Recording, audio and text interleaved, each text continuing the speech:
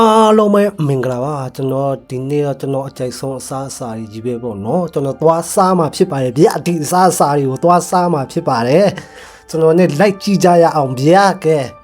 ကျွန်တော်နဲ့လိုက်ကြည့်ကြရအောင်ဗျာ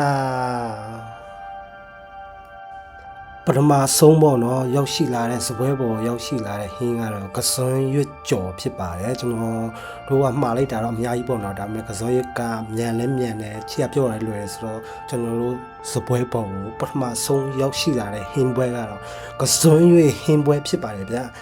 ကျွန်တော်တော်တော်လေးပေါ့နော်ဒီဟာလေးဆက်ဆက်ကလေးနဲ့ကျွန်တော်တို့ဘယ်လဲအရန်စားနေတယ်ပထမဆုံးစားတဲ့ဟာလည်းဖြစ်တယ်ဆိုတော့တော်တော်လေးကိုစားကောင်းတဲ့ကစားရွကြော်ပေါ့နော်ကဲဒုတိယဟင်းပွဲရတော့နော်ဝတ်သားကို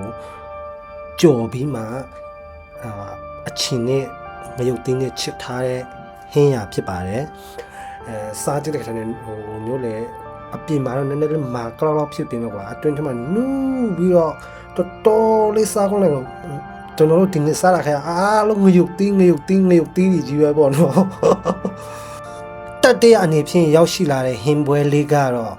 ရိုးရယာတင်ဘောတီထောင်းဖြစ်ပါတယ်ကျွန်တော်ကမှားလိုက်တာတော့ဟိုမျိုးတာလာပေါ့နော်အဆက်ဆုံးဆိုပြီးတော့မှားလိုက်တာတော်တော်လေးလွဲသွားပါတယ်ဗျာကျွန်တော်မစားနိုင်ဘူးပေါ့နော်တော်တော်ဆက်လွမ်းလို့တင်ဘောတီထောင်းကတော်ကိုဆက်တာဟိုမျိုးလေဆက်ထားပေါ်မှလေသူကရှာမာတွေရှာရဲ့အလေကောင်မှာကိုဘလို့ဆက်ပြီးတော့တော်တော်လေးကိုဆက်တဲ့တင်ဘောတီထောင်းတော့ပေါ့နော်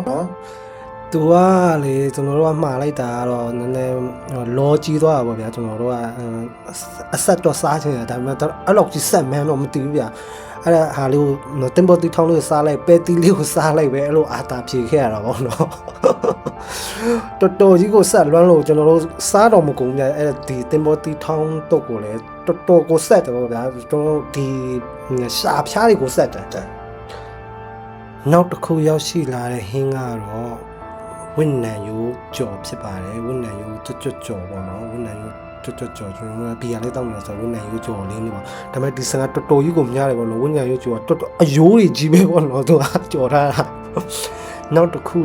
တပွဲကတော့ဝိဥမာကြီးကြော်ဖြစ်ပါတယ်ဝိဥမာကြီးကြော်ကလည်းတော်တော်လေးစားကောင်းတယ်ဒီအပြင်မှာကြွရွပြီးမှအတွင်းထက်မှာလည်းတော်တော်လေးကနူးညံ့ပြီးတော့တော်တော်လေးစားကောင်းတယ်ဒီဝိဥမာကြီးကဲကျွန်တော်တို့ကတော့ဒီဟာလေးကိုမီးစမ်းကြည့်မယ်ပေါ့နော်ဒီဝင်းနိုင်ကင်ကျော်ရဲ့ဝင်းနိုင်ကင်ကျော်ကတော့မွေးပြီးမှဘယ်ပြောလဲကြွကြွရွတော့ပေါ့နော်ကျွန်တော်ကဘီယာလေးပါအမှတောက်ရင်းနေဆိုတော့တော်တော်လေးစားကောင်းတဲ့အထက်မှာပါပါတယ်လို့ဒါပြီးတော့ကျွန်တော်မီးစမ်းကြည့်တာကတော့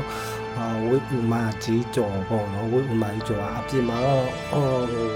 ကျွတ်ပြီးတော့အတွင်းထဲအသားထဲမှာသူတို့ရဲ့အစာပလာထည့်ထားတာလေးရတယ်မှုေးပြီးမှမျိုးစားလို့လေးတော်တော်ကောင်းပါတယ်ဈေးလေးတော့နည်းနည်းပါးပါးကြီးရော90ဆိုင်တော့စားရတော့ဒီအစာအားလုံးကျွန်တော်တို့အခုစားနေတဲ့အစာအားလုံးကထိုင်းဆိုင်မှာတော့သူကထိုင်းဆိုင်မှာရပါတယ်ဒါထိုင်းအစာအားလုံးကထိုင်းအစာဖြစ်ပါတယ်ပေါ့နော်ကဲဆက်ကလေးနဲ့ကျွန်တော်လည်း